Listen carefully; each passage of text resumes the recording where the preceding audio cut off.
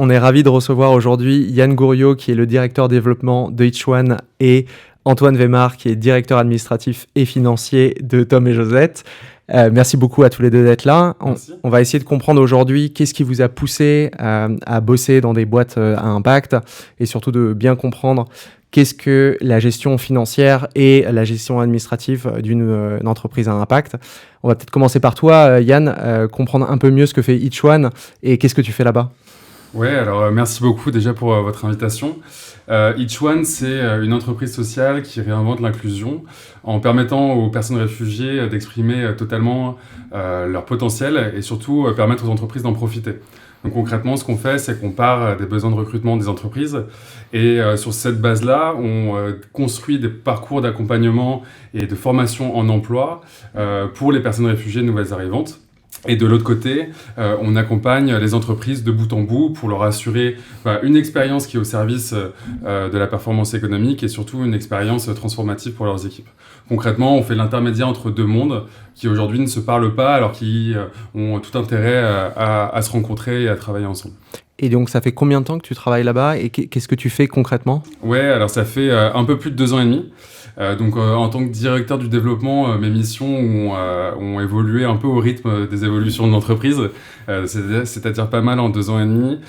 Concrètement, aujourd'hui, je supervise la stratégie de business développement en lien avec la fondatrice Fanny qui supervise toute la partie business d'Each-One. Donc c'est concrètement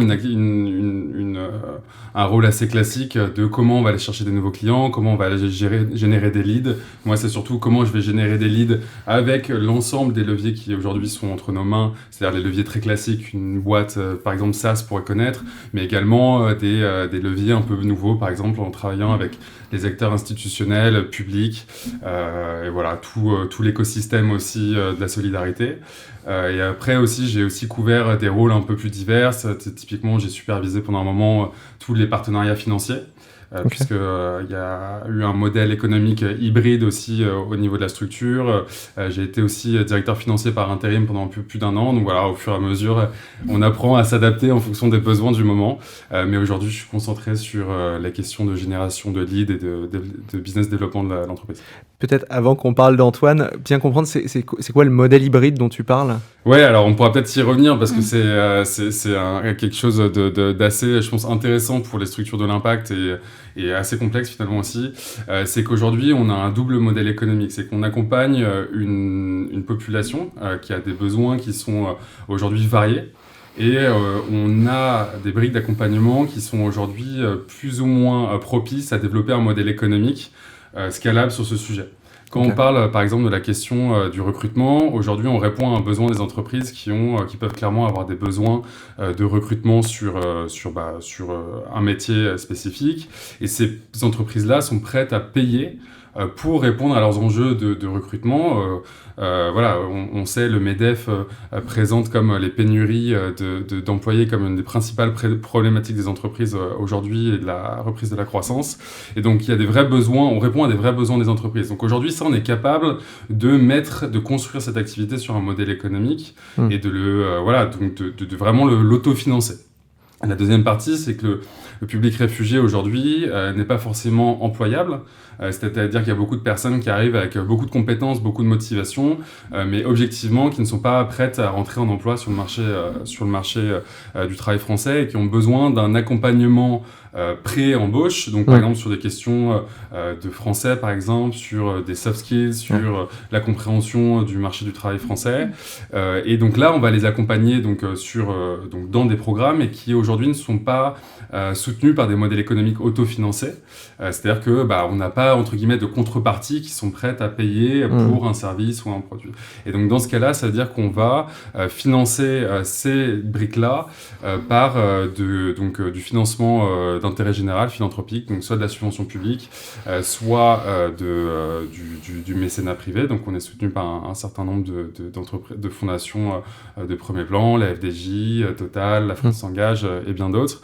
Et donc aujourd'hui, on travaille aussi avec 2 entités, donc une entreprise à mission Agresus et un fonds de dotation qui va plutôt superviser, qui est une entité d'intérêt général, un philanthropique sans but lucratif, et qui va vraiment gérer et superviser la partie donc des programmes pré-embauche qu'on fait en amont pour être sûr qu'aussi il y a un parcours d'accompagnement global pour les personnes réfugiées. Et donc c'est l'enjeu de comprendre comment on arrive à faire évoluer ensemble et articuler ces deux modèles économiques qui au final sont des modèles économiques qui se développent de plus en plus. Par exemple, des structures qui ont fait ça bien avant nous. C'est Simplon qui ont été les premiers à avoir cette double façon de faire. L'objectif reste le même finalement, c'est juste des façons de faire qui sont différentes. Et on pourra reparler après des modèles économiques dans l'impact, mais c'est des sujets intéressants et voir aussi comment aujourd'hui, quel outil, c'est ça que nous on voit plus ça comme un outil qu'une fin en soi, parce que c'est quel outil pour atteindre quel objectif. Exactement. Et quand on parle d'inclusion professionnelle des personnes réfugiées, clairement pour nous aujourd'hui, l'outil et le vecteur qui était le plus performant, c'était les solutions RH qu'on vend aujourd'hui aux entreprises. Je pourrais parler 1000 ans de tout ça, mais voilà, et donc VS d'autres outils qui sont plus propices à d'autres accompagnements et à d'autres contextes, etc. Mais c'est des sujets intéressants, et donc ça, effectivement, c'est des sujets sur lesquels on a pu travailler récemment, et moi notamment dans l'équipe finance jusqu'à début de l'année dernière. Okay. Hyper intéressant. Hyper intéressant, mais honnêtement, je pense qu'on va pouvoir creuser d'autres thématiques au sein de tout ce que tu dis. Peut-être Antoine, comprendre peut-être un peu mieux ce que tu fais toi chez Tom et Josette, et aussi qui est Tom, qui est Josette. Très bien, merci pour l'invitation. Tom et Josette, c'est le premier réseau de micro-crèches intergénérationnelles en France. C'est un réseau qui a été créé par Astrid et Pauline sur les bancs d'HEC. Leur conviction, c'était que les personnes âgées en EHPAD, en résidence senior, ont encore beaucoup à apporter à la société, et notamment aux jeunes enfants. Et donc, elles ont eu l'idée de créer des crèches dans ces lieux où il y a des personnes âgées. Et en plus, ça répond à une autre problématique, c'est qu'il n'y a malheureusement pas assez de place en crèche en France.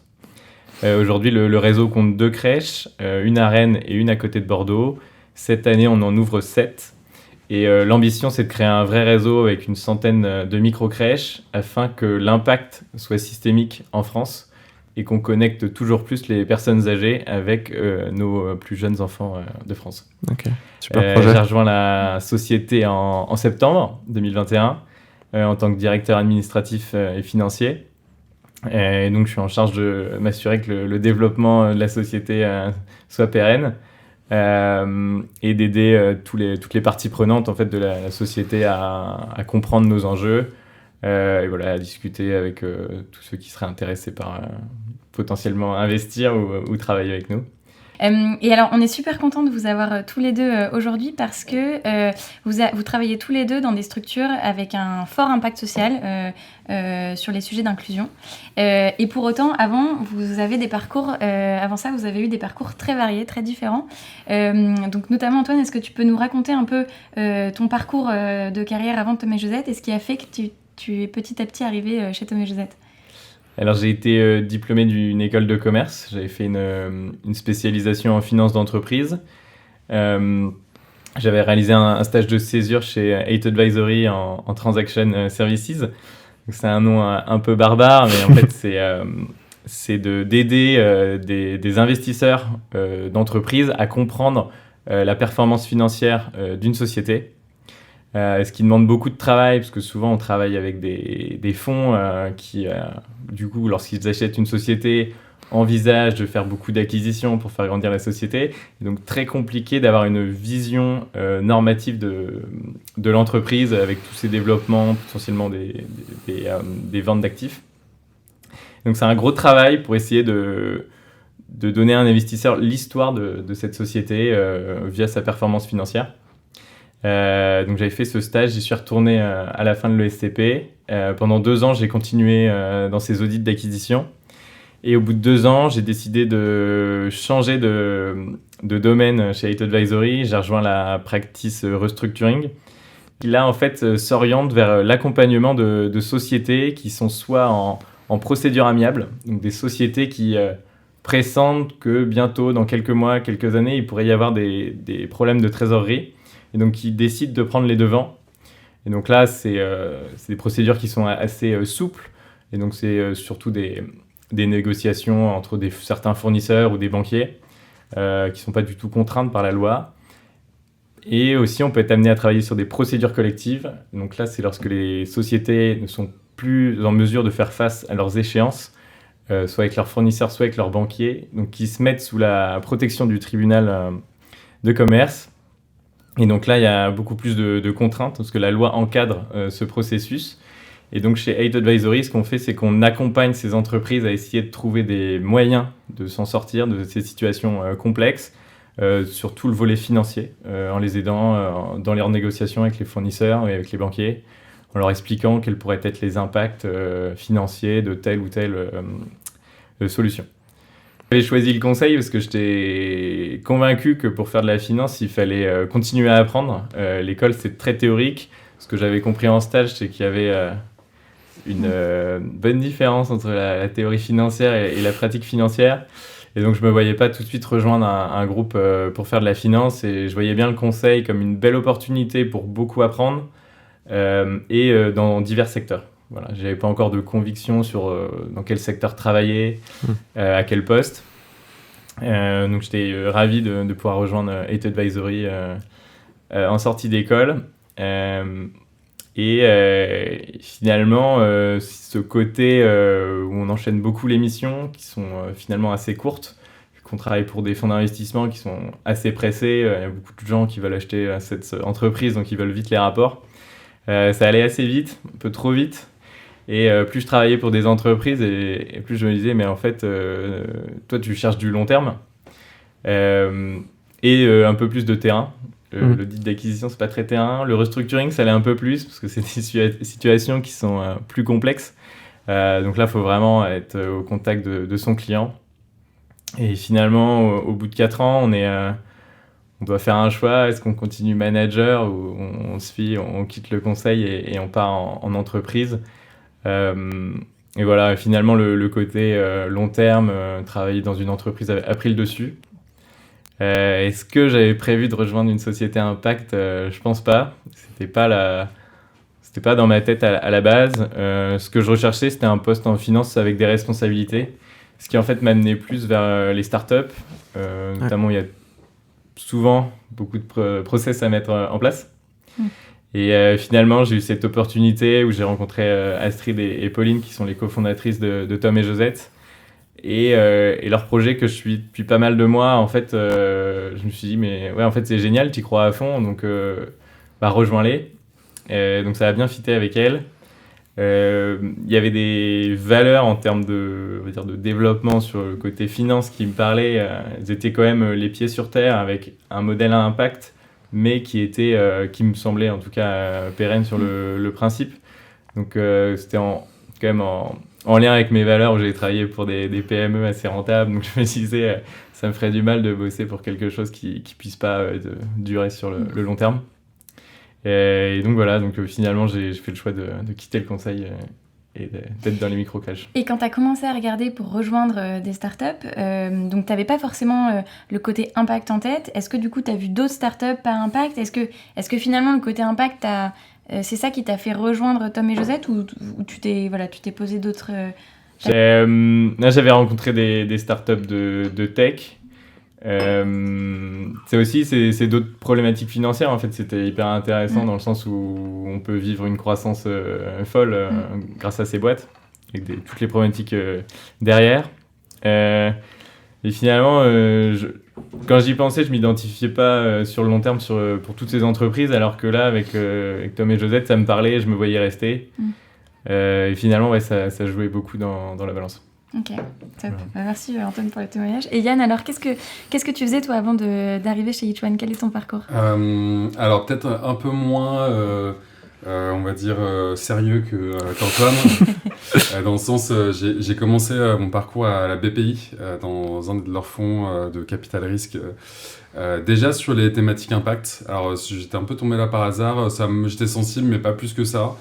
Et ça a été un peu la découverte de tout cet écosystème, alors de la dimension dire plutôt thématique, mais également de tout l'environnement, des investisseurs à impact, des entrepreneurs à impact. Et alors, avant de me donner envie de vraiment faire de l'impact, ça m'a donné envie surtout d'aller faire de l'entrepreneuriat et d'être beaucoup plus proche du terrain. Et donc, je suis parti à Londres pour rejoindre une boîte qui avait rien à voir avec de l'impact, puisque c'était de l'e-commerce. Mais avec des ambitions qui étaient assez fortes et surtout ma responsabilité de lancer l'activité sur le marché français. En tant que responsable de développement du marché français, et c'était un peu la folie des grandeurs des modèles e-commerce archi bien financés parce que la structure avait IPO au bout de 2 ans et demi ou 3 ans d'existence, et donc plein de métiers intéressants, plein de delivery, tout en structurant l'entité. Donc j'ai fait pendant un peu plus d'1 an ce rôle donc responsable de développement pour le marché français. Puis 1 an et demi, le rôle de responsable du marketing offline. Donc je gérais toutes les campagnes d'affichage de télé pour la dizaine de marchés sur lesquels on opérait. Très intéressant, notamment d'un point de vue technique, et ça m'a vraiment permis de monter en compétence sur des sujets que je connaissais pas. Donc c'est vrai que tout cet environnement où on apprend beaucoup, ça va très vite, on donne beaucoup de responsabilités très vite à des gens qui on va dire que pour eux on a beaucoup de motivation et des heures à perdre entre guillemets, et donc ça a été très intéressant. Mais c'est vrai qu'à un moment ces sujets que j'avais touchés dans l'impact, mais aussi par mes engagements personnels, parce que j'ai été en parallèle assez engagé notamment auprès de la Croix-Rouge, où je suis secouriste depuis une dizaine d'années, et dans d'autres assos. C'est vrai que je ressentais un décalage qui était fort, et qui devenait trop fort entre mes convictions et le métier dans lequel j'étais, qui était intéressant d'un point de vue technique, mais qui clairement manquait de quelque chose. Et donc j'ai décidé de partir de Londres, de rentrer à Paris, et de faire une vraie pause dans mon parcours de 6 mois, où j'ai été à mi-temps dans une asso qui fait de l'accompagnement des jeunes de cité à Stalingrad et à Bondy, qui s'appelle Le Rocher. Et en parallèle, j'ai accompagné une ou deux startups de l'impact sur les sujets financiers et business développement. Et à ce moment-là, en fait, je me suis dit, si je veux vraiment être confortable avec moi-même et mes choix, j'ai besoin d'aligner ma vie perso et ma vie professionnelle. Et je ne peux pas avoir 2 entités qui fonctionnent de manière indépendante, parce que l'impact de l'un a trop d'impact sur l'autre. Et en plus, c'était après un certain nombre d'événements aussi où ça devenait trop fort, hein. Et donc j'ai décidé que ce serait l'unique option possible pour moi, ce serait l'impact, que ça soit plutôt sur les sujets environnementaux à l'origine, parce que j'étais plus sensible à ça. Et ce à quoi je me suis confronté, c'est peu de modèles aujourd'hui matures, et surtout beaucoup de modèles qui savent pas trop où ils vont en termes de modèle économique, en termes d'identité. Et moi, c'est vrai que je viens du monde de l'entreprise, je viens du monde de la finance aussi, et j'avais besoin de réconcilier entre guillemets les 2 mondes, hein. Donc j'ai vu toutes les startups à impact qu'on connaît bien, les Phoenix, les Back Market, les BlaBlaCar que je considère à impact aussi. Je les ai tous vus, et c'est vrai qu'au bout d'un moment, j'ai dit j'ai fait le tour, j'en ai plus, et jusqu'au jour où je suis tombé sur Each One, qui s'appelait même Wintegrate à l'époque. Et j'ai rencontré Théo, et tout de suite j'ai vu, alors c'est un sujet que je connaissais pas beaucoup, mais j'ai rencontré Théo et j'ai vu beaucoup d'ambition. Théo, le fondateur. Théo Skubla, le fondateur, et j'ai vu directement beaucoup d'ambition et de pragmatisme dans la volonté à traiter un sujet important. Et surtout on sortait, alors j'aurais pu le présenter au début, mais on sortait aussi la crise qu'on appelle des migrants, hein, qui porte ce mauvais nom, mais la crise des migrants de 2015, qui a vu un peu plus d'1 million de personnes arriver en Europe. Et c'est vrai que c'était des sujets marquants, et Théo, c'était la première fois que je le voyais aborder ce sujet d'une manière très différente, avec une approche positive, qui changeait beaucoup du misérabilisme qu'on avait l'habitude d'entendre dans les médias, et surtout une approche très ambitieuse. C'est-à-dire qu'on ne va pas aller accompagner 10-20 personnes, nous, on a une ambition systémique, c'est d'accompagner le plus de gens possible. Aujourd'hui, nos objectifs, c'est d'accompagner 10 000 personnes d'ici 2025. Donc l'ambition, elle n'a pas évolué depuis 2 ans, quoi. Elle est la même, c'est juste de ne pas savoir combien c'est exactement, mais c'est en tout cas beaucoup. Et surtout du pragmatisme, dans le sens où aujourd'hui, il y a des outils qui marchent bien pour développer des structures, pour accomplir de l'impact et tout. Et c'est pas parce qu'aujourd'hui on traite un sujet à impact qui implique des personnes, qui implique de l'inclusion, etc., qu'on va pas aller, on va dire, traiter les sujets de manière la plus objective possible, c'est-à-dire qu'est-ce qui nous permet d'atteindre le plus de résultats le plus vite possible. Et d'ailleurs, c'est en lien avec ce que je disais sur les modèles économiques tout à l'heure. Et donc tout ça aligné m'a dit, ok, ça doit être une petite structure. Ça a beau être un sujet sur lequel aujourd'hui il n'y a pas de modèle économique, clairement. Enfin, à l'époque en tout cas, il n'y avait pas de. Mais pour autant, le pragmatisme, l'ambition et une forte motivation énergie m'ont dit bah ok, c'est là où je veux aller, c'est là où je veux tenter. En tout cas, pour mon première expérience en impact et en tout cas, à ce stade, je suis pas déçu, quoi. Ce qui nous intéresse pas mal dans ce podcast, c'est surtout de comprendre cette transition entre le monde de la finance dont vous venez jusqu'à ces modèles à impact et surtout la gestion financière, administrative de ces boîtes-là. Quelles ont été les surprises que vous avez pu voir, ou même est-ce qu'il y a eu vraiment des différences fortes avec ce à quoi vous avez imaginé de la structure? Par exemple, toi, Antoine, quand tu es arrivé chez Tom et Josette, est-ce qu'il y a eu une forte différence j'imagine forcément entre Eight et Tom et Josette, mais surtout par rapport à ce que tu imaginais de la gestion de la boîte? J'avais été recruté en tant que directeur financier, donc je m'étais mis une certaine pression pour avoir un reporting, donc la présentation des résultats qui soit vraiment nickel. Et un jour, on a un conseil d'administration avec nos investisseurs qui sont des business angels, donc des investisseurs particuliers qui sont... Je ne savais pas pendant le board, mais du coup, le conseil d'administration se passe. J'avais passé pas mal de temps sur la présentation de mes chiffres, les beaux tableaux, les indicateurs de performance, les choses comme ça. Et on n'a pas beaucoup parlé. En fait, les gens étaient surtout là pour parler du développement, de voir quel était l'impact en fait, de la société à date dans les 2 crèches. Donc ça avait été... un petit choc. Je bossais pour des fonds, ils regardaient que ça et du coup on passait de l'autre côté. Du coup je le fais de mon côté, je le représente pas trop. Ça me permet de gérer, mais ça a été c'est peut-être moins regardant sur des investisseurs moins regardants sur les chiffres et qui sont vraiment portés par cette idée d'impact. Donc ça permet d'orienter en fait les priorités et depuis ce jour-là, je sais aussi que il y a des priorités, c'est l'impact, être rentable, mais surtout mettre l'accent sur l'impact. Est-ce que tu gères aussi le reporting extra-financier, donc plus lié à l'impact, au-delà juste du reporting financier? Alors ça, on a établi un premier indicateur en fait, d'impact qui nous paraissait simple, mais qu'on pouvait dès le début mesurer. Donc on s'est dit qu'on allait mesurer le nombre de rencontres entre enfants et personnes âgées dans nos établissements. Ok, vous faites ça comment? Donc on demande aux responsables de nos crèches, aux directrices de nos crèches de nous dire combien il y avait de participants à chaque activité. Et on a Flore, notre stagiaire, qui est psychologue en fait, qui est en charge de cet indicateur d'impact. Donc c'est elle qui fait des comptes rendus, qui parfois met des questionnaires pendant les activités. Mais on veut aller plus loin et on a une universitaire en fait, qui a réussi à trouver des financements pour mener une étude d'impact vraiment scientifique sur les personnes âgées, les enfants, mais aussi en fait, tout l'environnement autour, les soignants dans l'EHPAD, nos équipes en crèche. Donc on a hâte que les financements soient là, donc on a hâte que ça commence. On est hyper curieux de voir les résultats. On les sent en fait quand on participe aux activités.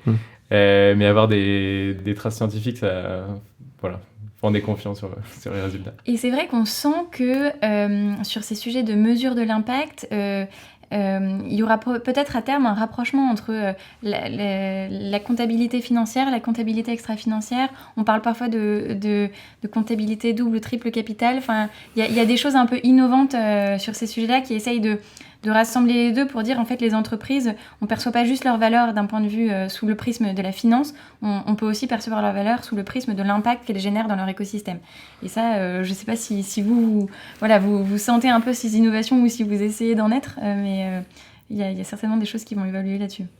Ouais, j'ai l'impression que c'est dans l'air du temps.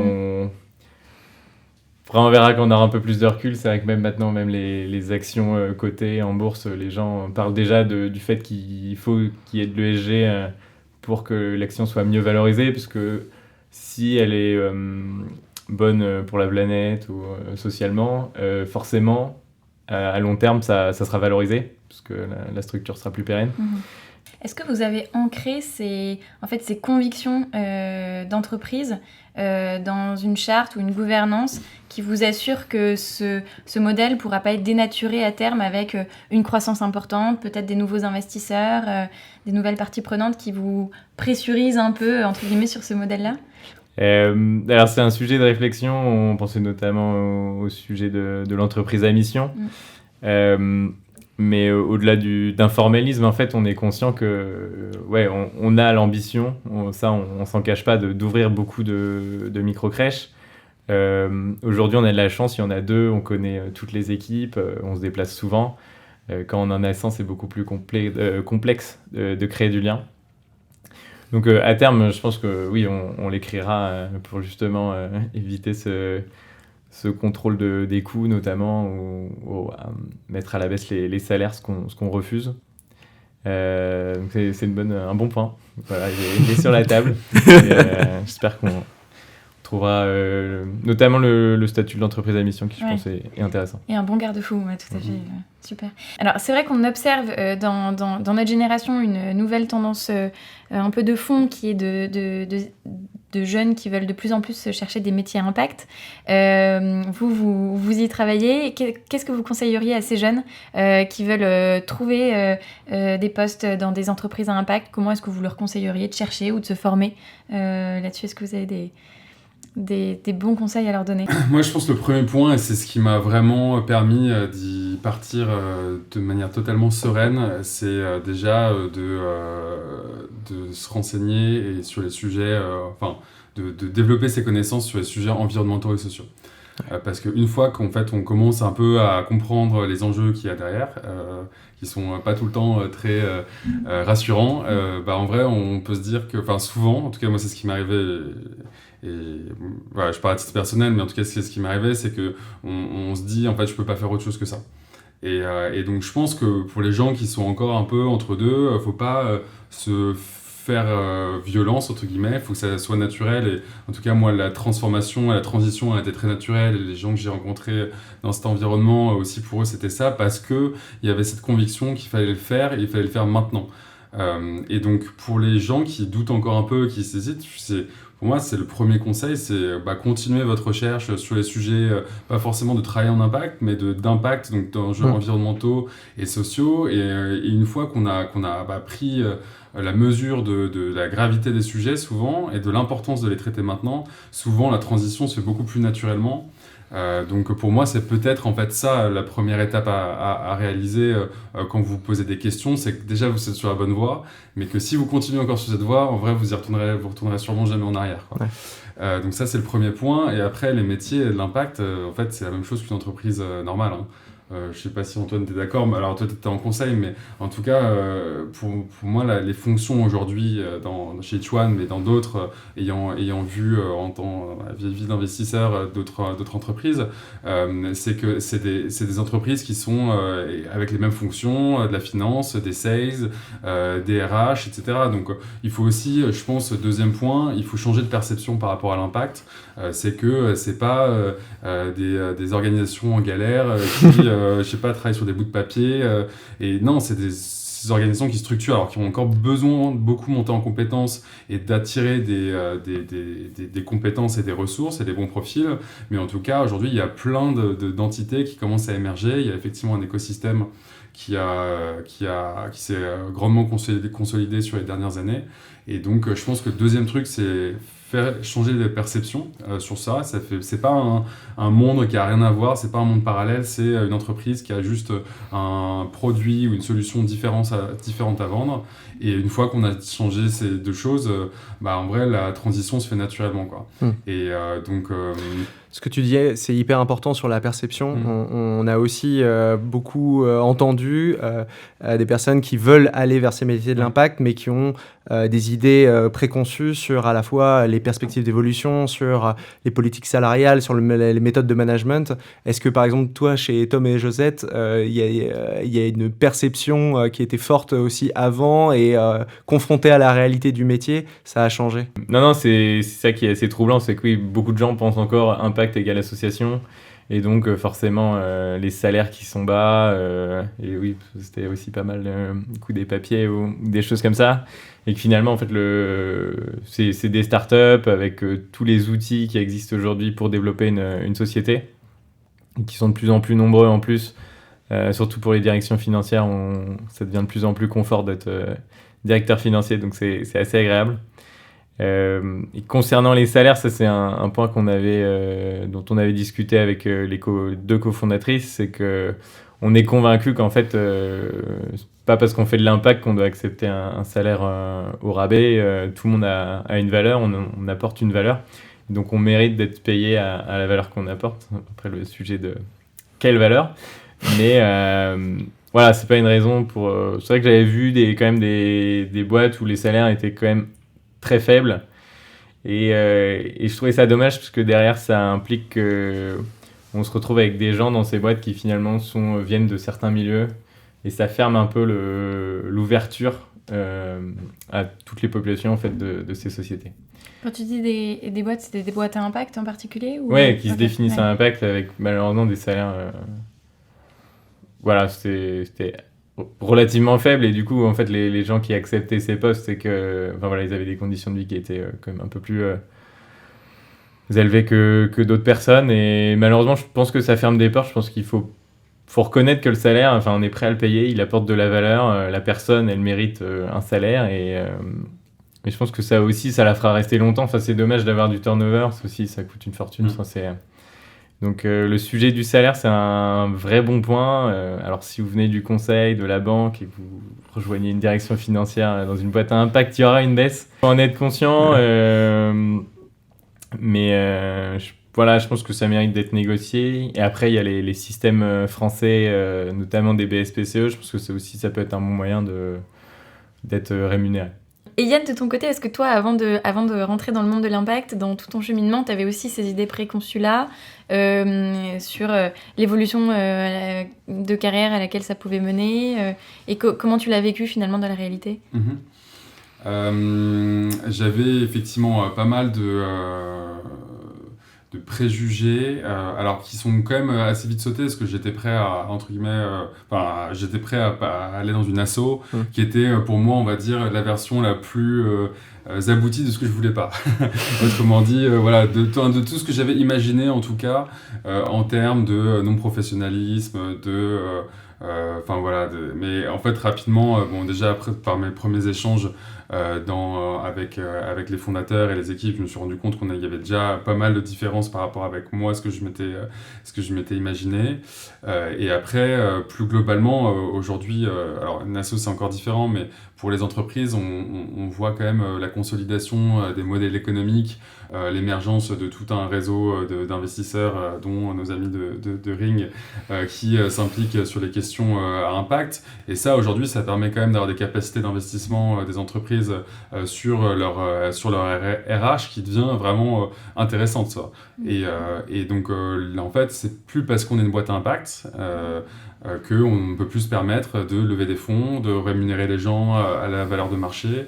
Effectivement, ce ne sera pas les mêmes salaires que dans certaines industries, mais c'est des salaires qui sont très raisonnables à partir du moment où l'impact est un sujet important pour vous.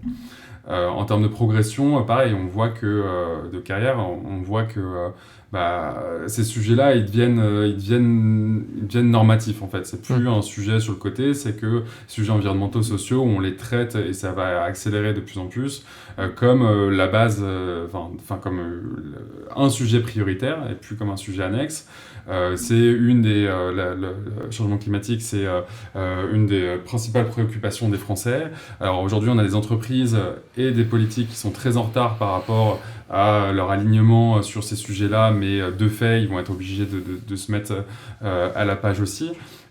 Donc c'est vrai qu'en fait, ces sujets-là, ils vont devenir de plus en plus conséquents en termes soit on va dire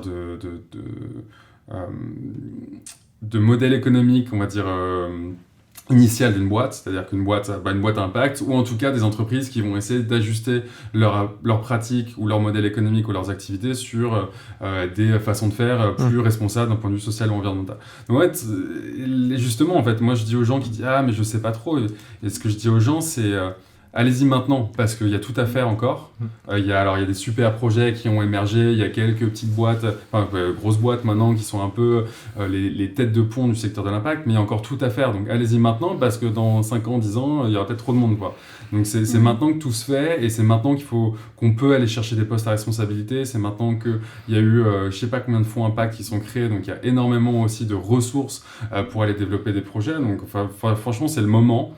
Je trouve qu'il y a encore évidemment beaucoup de travail pour arriver à des solutions matures, mais c'est le moment pour trouver un équilibre qui est le bon d'un point de vue financier, d'un point de vue attirance et technicité et sérieux, entre guillemets, et professionnalisme du métier, et surtout urgence à traiter ces sujets de manière systémique. Ok, super intéressant. Ce qu'on aime bien faire dans chacun de nos épisodes, c'est de demander à nos invités des recommandations de contenu sur l'impact. Est-ce que vous avez des contenus, que ce soit des podcasts ou même des bouquins à recommander que vous avez pu parcourir récemment? Je vais peut-être commencer par toi, Yann. Ouais, alors je vais pas être très original, mais je me dois de le dire, moi c'est tous les contenus du Shift Project, parce que je suis moi-même bénévole dans leur asso, les Shifters, et j'ai contribué à l'organisation de leur université d'été en septembre. Peut-être une aparté, dire ce que c'est Shift Project. Oui, pardon, excusez-moi. Le Shift Project, c'est un think tank qui a été créé par Jean-Marc Jancovici, qui est président aujourd'hui, qui est lui-même créateur de Carbone 4, qui est une entreprise de conseil sur les bilans carbone des entreprises et réduction des émissions de carbone. Et donc il a créé, avec évidemment un certain nombre d'autres personnes, un think tank qui vise à construire des propositions activables pour les dirigeants pour décarboner l'économie française. Donc il y a toute une équipe, je crois qu'ils sont 15 ou 20 titulaires, à travailler sur des rapports vraiment très concrets sur comment on va décarboner le secteur de l'habitation, comment on va décarboner le secteur de la santé, etc. Notamment, ils viennent de publier il y a quelques jours ou quelques semaines leur plan de transformation de l'économie française qui balaye justement l'ensemble de ces secteurs-là dans le contexte de l'élection présidentielle pour justement proposer des choses concrètes et qu'on arrête de dire « Ah, mais on ne sait pas quoi faire ». Non, les solutions, elles existent depuis très longtemps, mais là, vraiment, il y a quelque chose de très concret. Et donc, il y a une structure associative bénévole qui s'appelle les Shifters et qui sont une structure de relais des messages du Shift Project auprès des responsables politiques, des responsables économiques, au sein de la société civile. Et donc, je suis bénévole dans cet asso et j'ai fait différentes missions. Et donc, c'est vrai que moi, le Shift aujourd'hui, c'est quelque chose qui... c'est un puits de contenu qui est assez sans fond. Et le plan de transformation de l'économie française, aujourd'hui, c'est un petit bouquin qu'ils ont publié. Et c'est vraiment ce qui permet de tout comprendre des enjeux énergie-climat et surtout énergie-économie, parce qu'il y a une approche aussi, pas uniquement, on va dire, climatique, mais aussi économique. Et pour moi, c'est passionnant. Après, il y a plein d'autres plein d'autres podcasts qui sont, plein d'autres vulgarisateurs en ligne. Il y a Bon Pote, qui est un grand vulgarisateur en termes d'audience en tout cas, et qui fait des très bons contenus. Il y a Juliette Noël, qui est aussi qui est très bien à suivre. Et après, il y a d'autres podcasts, Sismic, que j'aime beaucoup. Ouais. Les Thinkerview, qui sont une approche différente, mais en tout cas, ils traitent les sujets de manière globale. Et après, la base de la base, pas les plus faciles à lire, mais les rapports du GIEC. Un peu long. Mais non, il y a les résumés pour les décideurs, c'est une 30aine de pages, en vrai, ça se fait, et je pense que c'est la base pour comprendre les enjeux climatiques. Et après, sur les enjeux sociaux, tous les rapports des assos, s'ouvrir un peu aussi les sources d'informations autres que ce qu'on entend dans les médias, c'est pas mal. Et les politiques, c'est pas mal aussi. Quoi. Super, ça nous fait pas mal de contenu à regarder. Tu connaissais le think tank Shift Project ou, Ouais, je regarde pas mal ce que fait Jean-Marc Jancovici. Ouais. Je suis pas encore dans l'assaut. Et j'avoue que là, il y avait pas mal de contenu intéressant. Avec le podcast, je suis pas encore dans ce stade-là de la Startup Nation. Donc ça j'en avais un de finance qui a été créé par la communauté de Spendesk. Qui est assez intéressant. Donc c'est pour des structures, là, c'est très financier, mais c'est toujours intéressant d'avoir des idées pour gérer son développement. Mais je me suis pas mis au podcast à impact. J'ai des idées. Merci mille fois à tous les deux de nous avoir partagé vos expériences, ces témoignages. C'est très inspirant, passionnant. Merci aussi à tous ceux qui nous ont écoutés. Et n'oubliez pas que si vous voulez entendre plus de témoignages sur les métiers dans l'impact, vous pouvez aller écouter nos différents épisodes.